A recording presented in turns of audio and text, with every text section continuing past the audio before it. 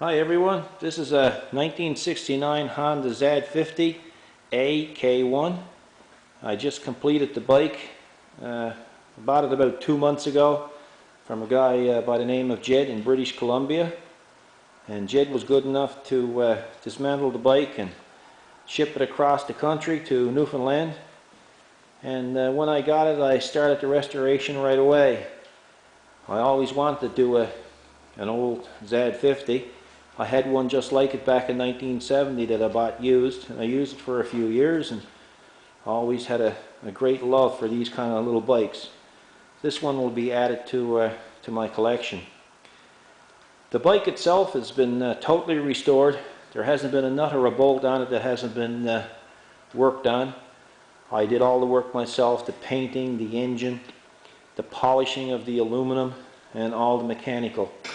And I've enjoyed it, every aspect of it. The bike's color has been altered a slight bit.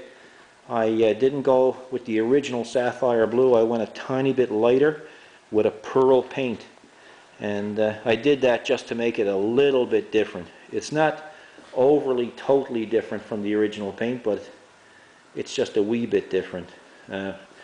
All the warning decals and everything has been added to the bike, as it should. I made a custom license plate for it as well, as you can see, and it's got the trail wing tires which were originally on the bike, and I used as much original parts as I possibly could.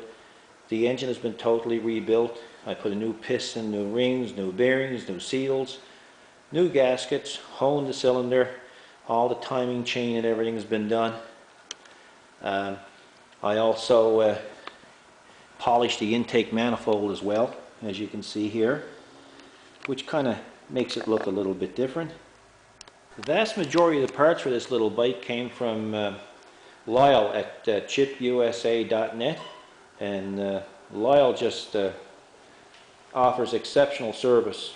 It's unbelievable, actually. 95% of the parts for this bike came from Lyle's business, and really appreciate the great service he gave us doing this restoration. Without that, I don't think we could have made it possible. We did get some parts from our local dealership here in town, but like I say, the majority of the parts came from Chip USA.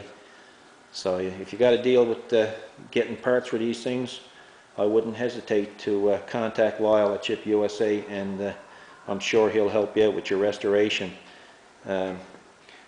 The forks and everything on this bike, I might add, were also rebuilt. New bearings in the head. It's just everything has been done.